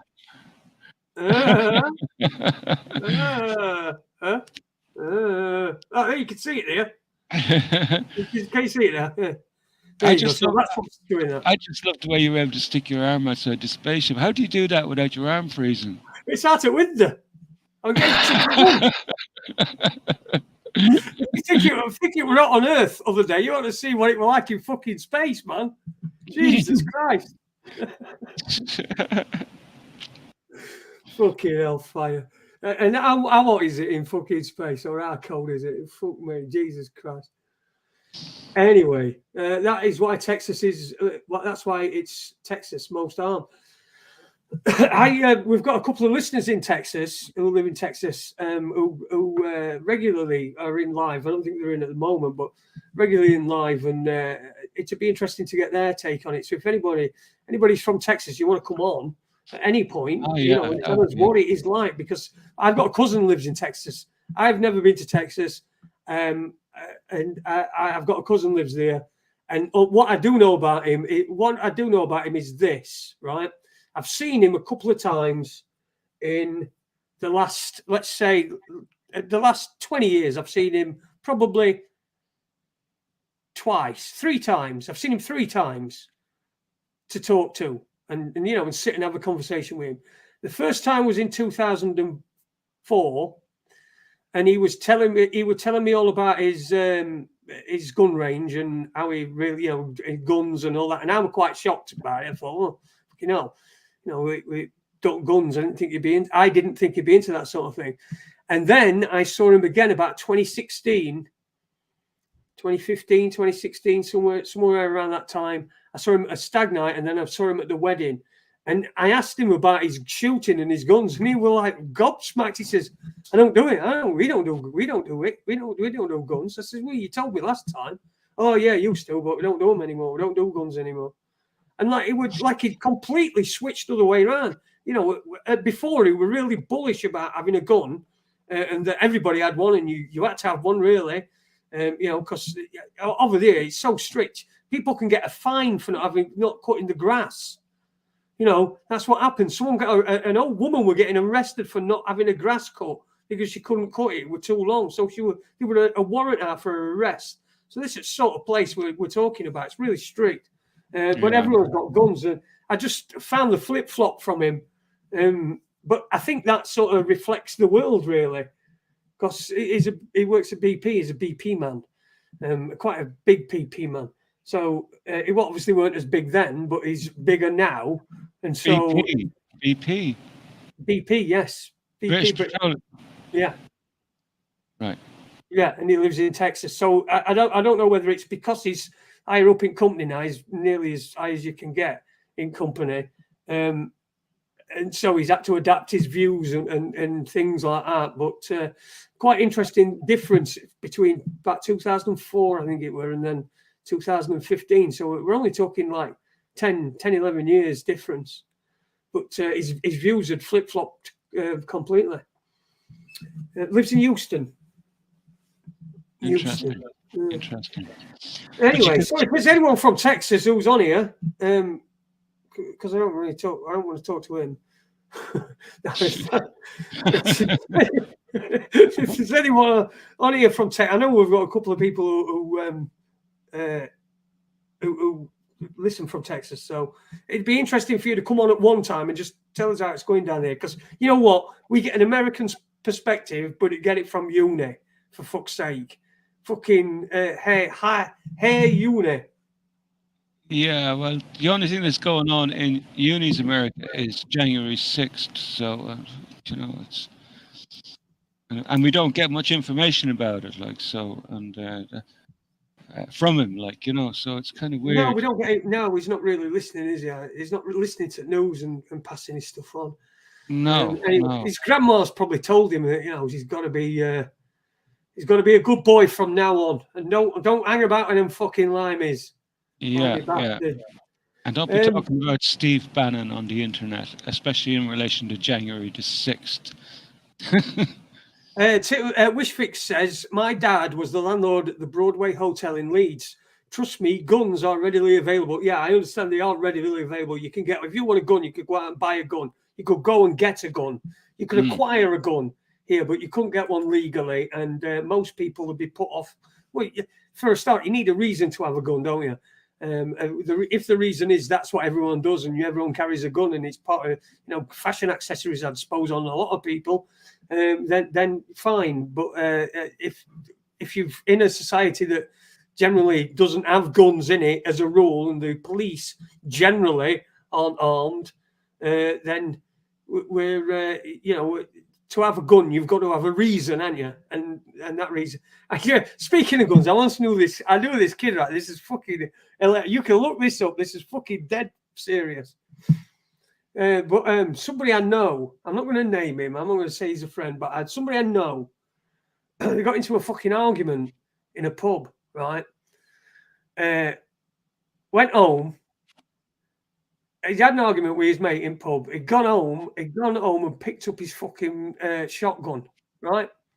Loaded his shotgun, walked back up to the pub, right? He wanted to conceal the shotgun as he walked in, so he shoved it down his pants and he blew his bollocks off. Oh! He shoved it down his pants, barrel first, and he's accidentally pulled trigger and he's blown his bollocks off. Oh, man, I mean, you talk about that's a true story. If you look that up, he's the guy in Dinnington. I can't fucking remember his name, and I wouldn't say it on here anyway, in case it's probably trying to not remember it. But there's nobody who's kicking him in nuts anyway if he comes after me, is there? Oh, poor fucker, man. Yeah, it's terrible. The gun in my pants is now decommissioned. I only piss out now. It's Kendall. Unity to you, Kendall. Shoot birds, they're very intimidating, says Chris Partridge. How can you say shoot birds? Chris Partridge says shoot birds, man. Jesus Christ. Oh, dear. Surely that's your man Mark Steele's job. Yeah, young birds. Young birds outside nightclubs or wherever. I think it was a boozer. Oh dear. Someone had a crack at me about that. I can't remember who it was. And I think that's probably why Jason Noter didn't turn up. I think that's probably why. I don't know. I've not got no concrete evidence, but he's not turned up. He's not explained himself. He's not said, "Oh, I'm sorry, this, that happened, that happened, that happened," like anybody fucking normally would who's been killed. It's just and I think it might have been the Mark Steele stuff, because I know Mark Steele's pretty tight with them. Right, okay. Pretty tight with him. I don't know whether he still does up with Liberty Tactics with Luke Collins, but you know, Luke Collins, who had Webby on the other week. So if you're missing Webby, there's a Luke Collins on Liberty Tactics did an interview with Webby not a few weeks ago. So listen to that. There's no new news, by the way. Just letting you know. There's nothing new. Want to borrow my strap-on, Ken? Oh, right, okay. Fucking Dinny trying to claw out his fucking strap-on to somebody. Oh, that was replying to Dinny. Someone was replying to Dinny. Oh, sorry, Spanish chicken. See, we've got loads of birds in here. We've got a chicken. We've got a fucking partridge. Yeah. So come here. I wonder, did Dinny's wife let him play with her strap on for a while? Is that what's going on there? well, the thing is, he nicked a dildo, didn't he? He nicked the dildo. Silicone fucking knocked his fucking teeth out when he fucking accidentally turned it on.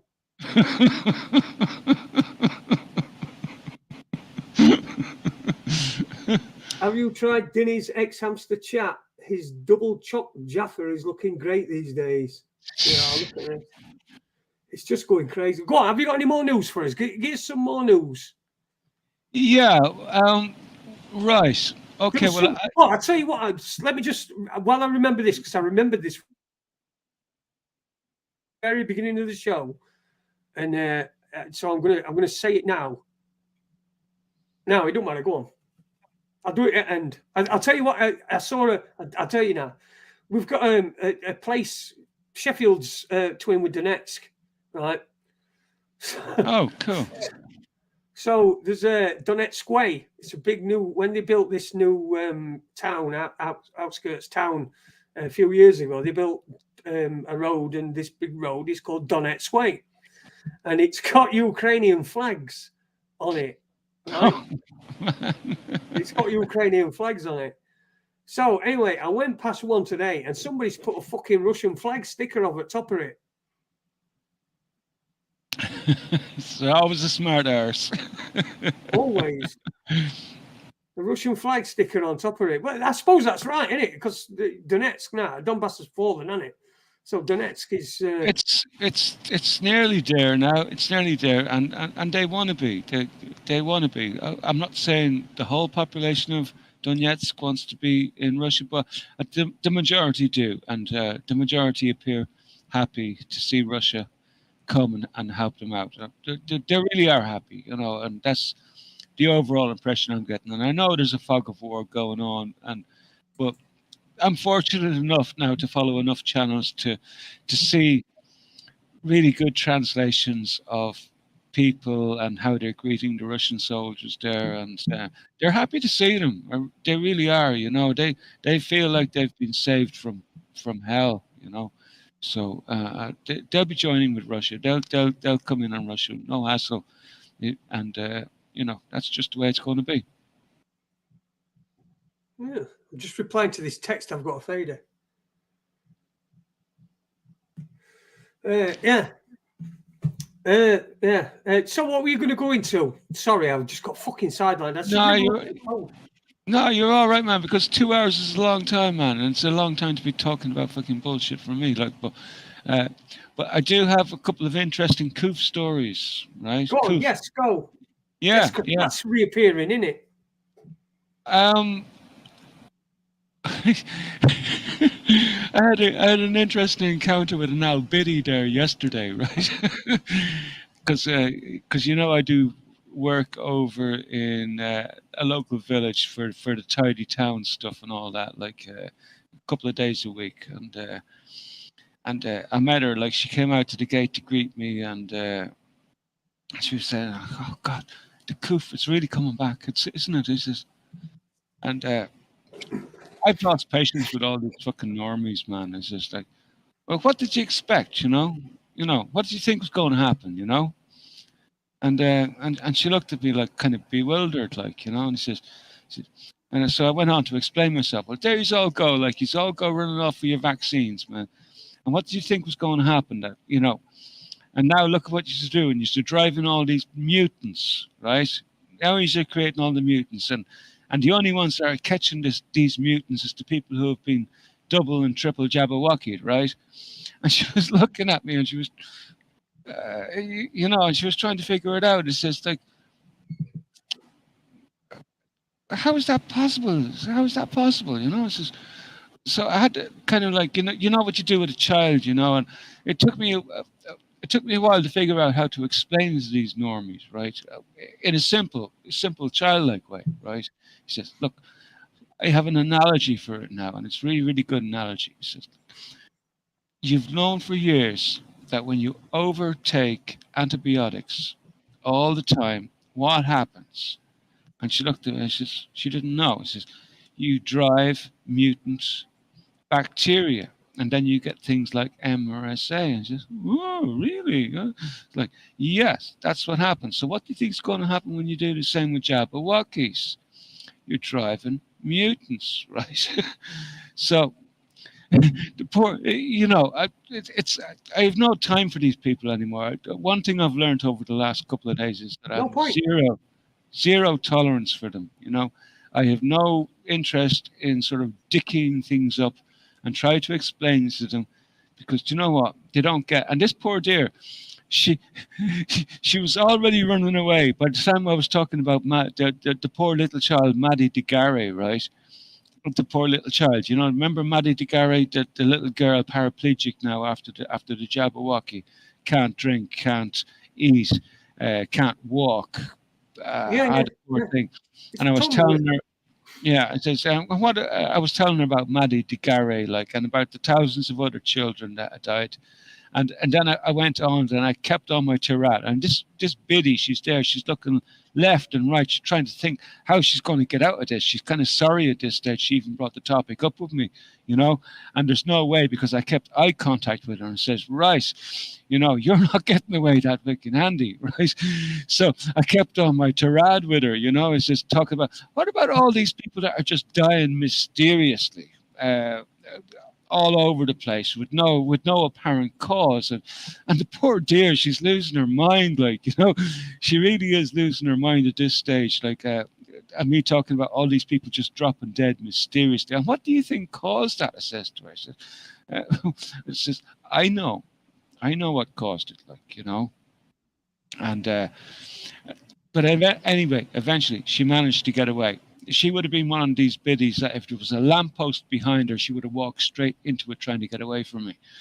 Right? So I've lost all patience with these goddamn people. And do you know what? The gloves are off now. She will never talk to me about the coof again, because that's the second time she brought the topic up. She'll never do it again. I guarantee you that. And hopefully she'll keep her distance, because I have a feeling she's not a very nice woman, She's one of these women that come up and smiley, too much fucking smiles, Oh, I hate smiles. Fuck smile. Don't smile at people. What do you fucking think? Yeah. She's obviously a cunt, Obviously a cunt, But anyway. It's obviously coming back, right? We had in Britain, we had on BBC Two last night, there was a documentary called Unvaccinated. Okay.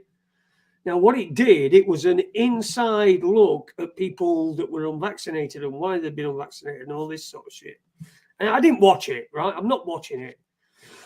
I can imagine. I looked at one review and it said all it were just like saying that people who'd not taken it were fucking idiots, essentially, right? So, but there were a clip on. I think it were on the news. I think I put the news on for some reason. Telly might have broke, or I couldn't find remote or something fucking.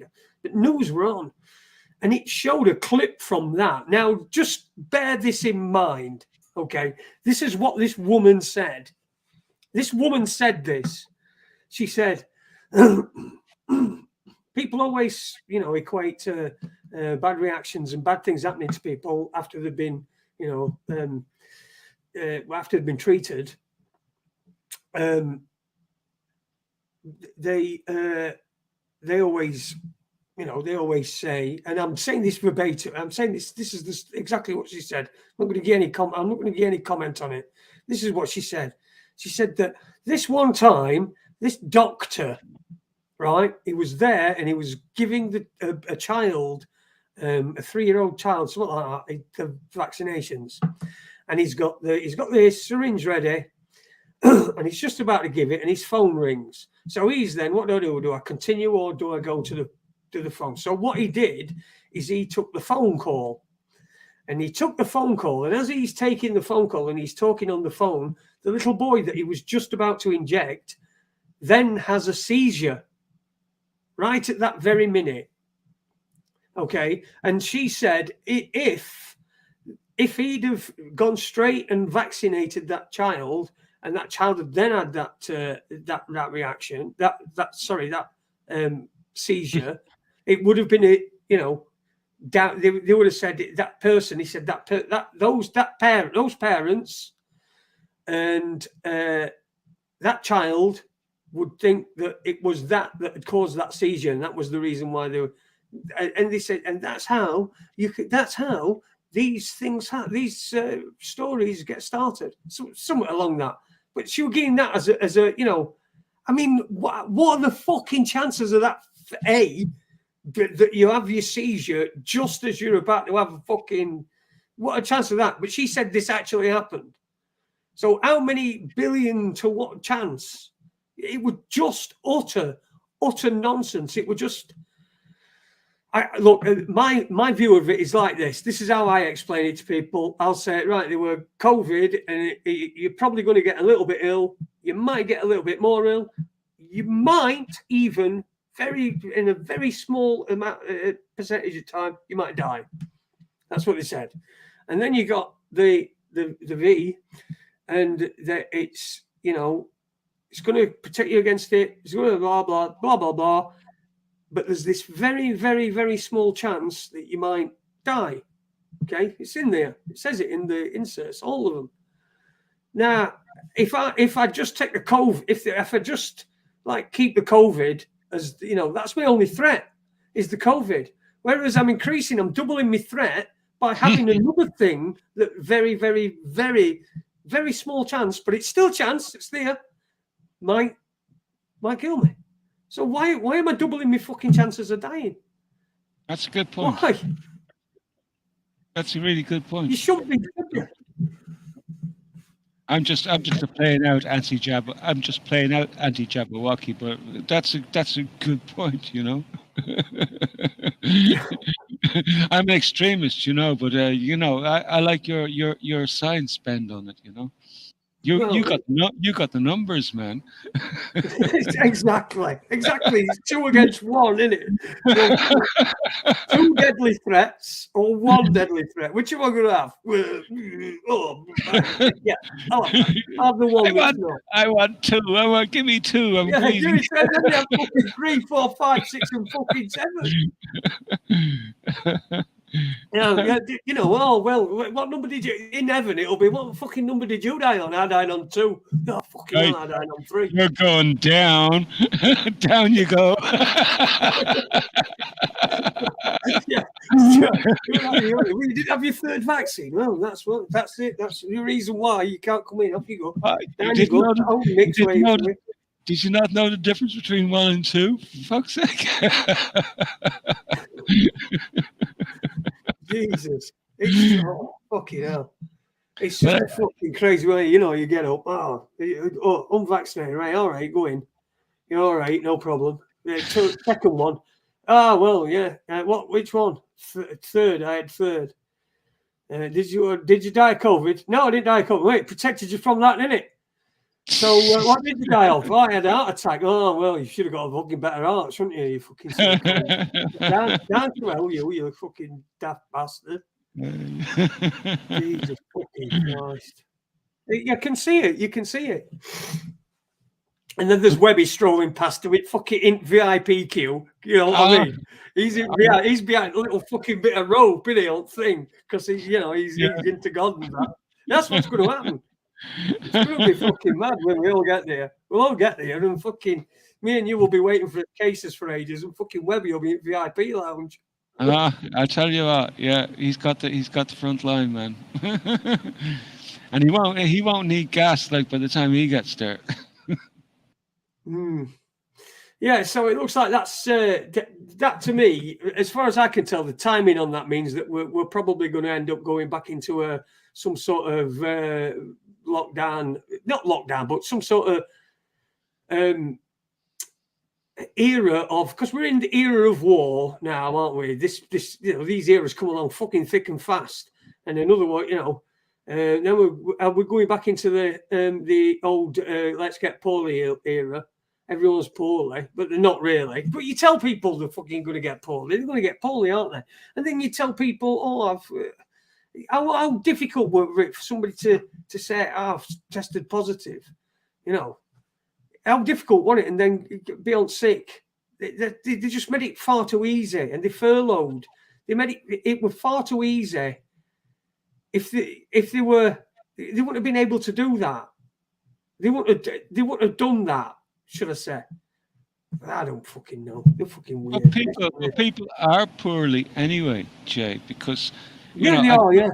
I don't know what it's like where you live, but here in my local town, Edwardstown in Longford, people here are just, oh, they're awful, man. They're all obese. Every single last one. There's very, very few which are kind of like fit and look healthy. The rest of them look like they live in fast food joints, man. And it's no wonder that there's more fast food joints in this town than there are supermarkets or pubs. And that says a lot about a town, man, you know, and it says a lot about where our community is, like health wise, you know. Most of them just, they don't walk around, they waddle. They kind of waddle Yeah. like, Yeah. I don't know. Is it like that where you come from? Let me tell you this one. This is fucking absolutely true as well. My dad's village, where my dad lives, mum and dad live. My dad goes to a local working men's club. It's one of the few working men's clubs that's still going, but it's a working men's club. It's been there for time immemorial. It's from old colliery. And he said to me, he said, you know what they've got now at the bottom? They call it bottom club because there were two clubs. Used to be two clubs in town. So there were top club and bottom club. One was slightly uphill, but top club's well gone, but the bottom club was still there. And he says, you know what they got now at bottom club? He says they've got a fucking valet mobility scooter parking. Honestly, you pull up outside the mobility school as a kid gets in, fucking drives them around, parks them, and then they fucking give them back when they're done. Kids are making a few quid, you know what I mean? It's win-win, but mobility is fucking all. There's no cars in car park. It's all fucking mobility scooters. But that's what it is. If I go, I've had to, because I've been out a couple of times. I went out with Adi, and I had to go on my mobility scooter because I can't walk because of this leg, the way this leg is at the moment. And rest is the best thing. And then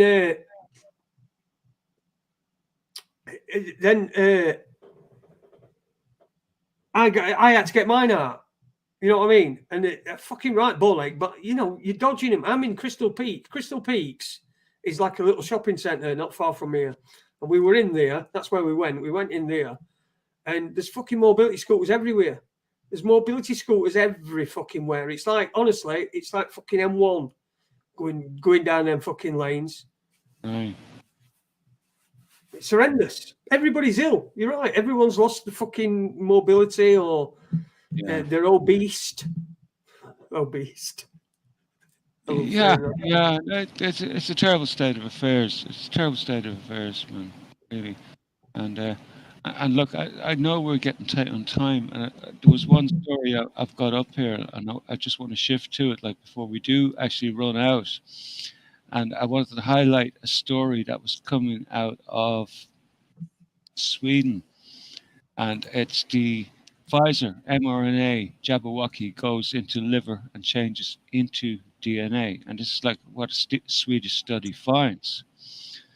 So, so this research was conducted at the Lund University, and a study published in MDPI, which is a journal, found that Pfizer's Jabberwocky goes into liver cells and converts to DNA, challenging claims so far that the mRNA COV-19 Jabberwockies do not change or interact with your DNA in any way.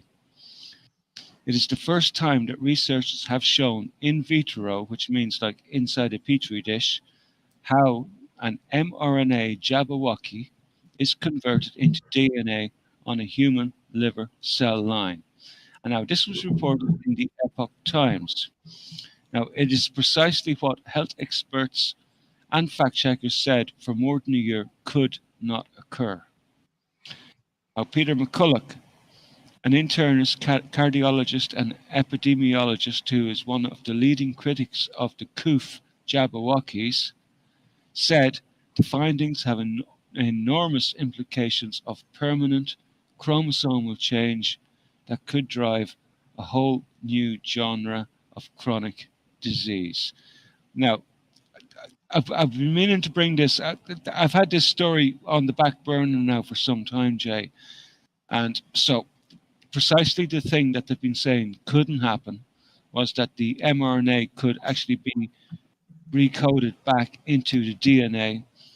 They said it wasn't possible, but what this study is showing is that it is possible, and I've seen videos. I've actually seen some really interesting sort of videos on how proteins interact with the human DNA. They have a cutting mechanism. They're able to cut parts of the DNA off, and they're able to sort of like knit new strands of codes into the DNA. So this is possible, but this is the first time it's been proven that it is possible. Now, this is not proof. Now, bear in mind that this is not 100% proof, because this is just the first study that's been done. This study needs to be repeated 2 and 3 times to verify the results, but it's a smoking gun as far as I'm concerned, that like your DNA, by taking these Jabberwockies, can be changed. And into what? Who knows? Yeah. It certainly seems like it's coming back, doesn't it? I'm just having a look through here about who they're talking about. They're talking about somebody. Can you put Hugo Talks? I think they were talking about. Yeah. I have not watched Hugo. I've never watched Hugo Talks, so I'm not going to start. I think I've seen all people that I want to watch. You know, I tried Sheep Farm, and I really didn't. I didn't get on with it. So it's probably great, but I just didn't get on with it. So, what can I do? Anyway, we've got about 4 minutes. Do you know what I did want to do? Some pigeon. Done no pigeon for ages, have I? No, it's been ages. I want you to read some of these. Can you read some of these out? I don't know. I can't promise, but I'll try. All right. We'll finish on some pigeon. I'll tell you what we're going to do. We're going to finish on some pigeon. I kind of miss pigeon. Because I remember the last article that we done on pigeon. It was very, very insightful, but it took a bit of decoding. There we go. We got it on. There we go. Let me put it on big. There you go. Look at that. It's BBC. You're paying for this, by the way, everybody. It's BBC. If you pay your license fee, you are paying for this. This is BBC Pigeon. If you've never seen it before, go and have a look. The drug trafficker no be me. The story of Pablo Escobar, personal photographer. Oh, okay. Edgar Jimenez, a high school classmate of Pablo Escobar, and years later he get access to the Capo inner circle as in photographer. Yeah. Okay. Twitter spent £33 million on 3 months on Elon Musk deal. Okay, no. Yeah, that's a fiasco as well, too, isn't it? The Twitter deal. And I mean, now we have Twitter taking Elon to court for trying to force him to buy. Like, even though it's been proven that they have no clue at all about how many of their users are bots. They're trying to take him to court now to force him to buy Twitter. It's mad. Clown world. Here we go. Family of woman Way allegedly set husband on fire. Day on the run. Police. The 2 of them are on the run. Is that it? What, him who set on fire? I don't know. What? Yeah. Read that one for me. Okay. The family of late Bulu Buma Dili Way wife allegedly set on fire for Osogbo. Osun State, Nigeria said them they work with police to look for the lady Ifeolowo Bemukudi Delhi. Police PPRO for Osun State, Mrs. Opalodia explained to BBC Pidgin, say Now one of the youngster siblings of Lifaloa waves alarm to the two families say, I'm sister Dunn set her husband on fire. Although different Tory day about waiting happen, police say them no fit bank on that as team need to see Miss Bremer Dealey so she go fit answer some questions where they want ask her. Right, hang on. Let's pause there. What's going on so far? Because I'm not following any of this fucker. No, me neither. so, We're just saying words, aren't we? so the family of late Bulmer Lady where wife allegedly set on fire. So late Bolu Bam, so we can sue he's late. He's dead. Yes. So he's the bloke that got set on fire then.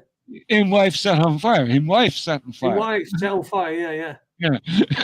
Osun State, Nigeria say them they work with police to look for the lady. If so they're gonna look for the lady, the wife. All right, okay. So okay. So police. So, hang on. Set on fire for Ozogobo. So what's Osogobo? Osogbo. A sogbo. Anybody know what a sogbo is? It must be something like setting someone on fire for Lent or something. The family of the Bolu Bombardier him wife allegedly set on fire 4 or so. So obviously this Osong, maybe it's further down. Osong Bonlo is maybe Osong Bonlo is a drug dealer or something. Who knows? Osong's. I don't get it. So Osogbo. Let's have a look. Osogbo. Let's see if it comes up. Osogbo. Another thing.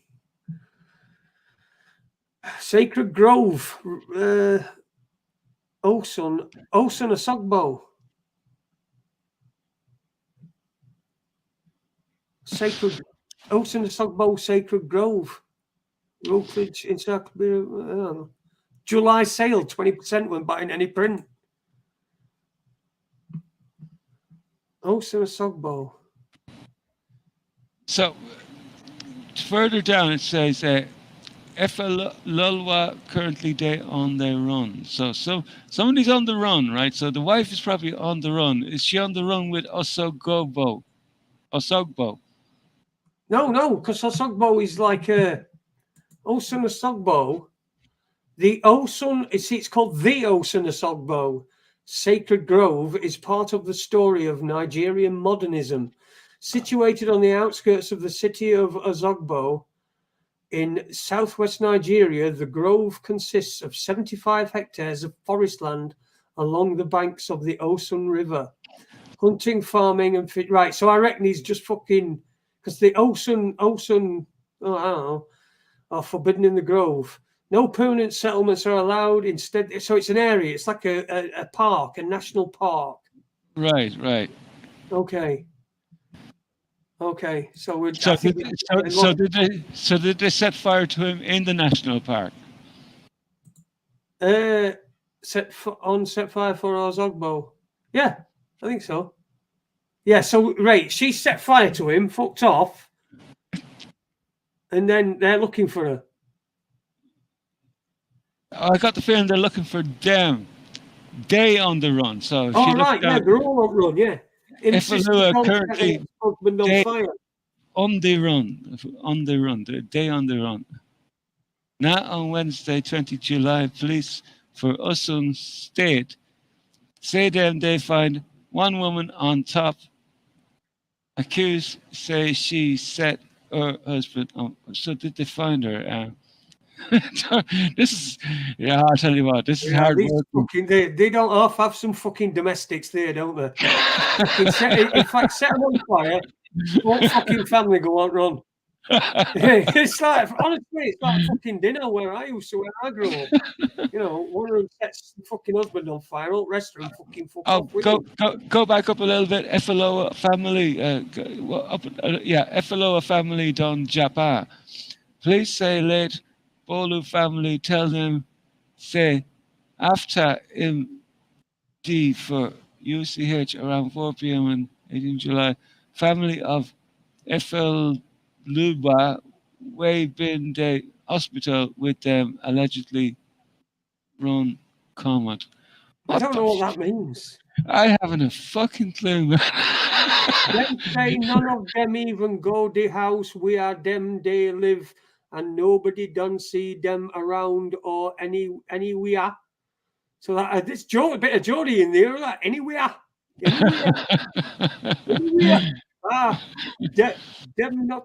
Them done of them even go the house them where they live, and nobody done see them around or anywhere.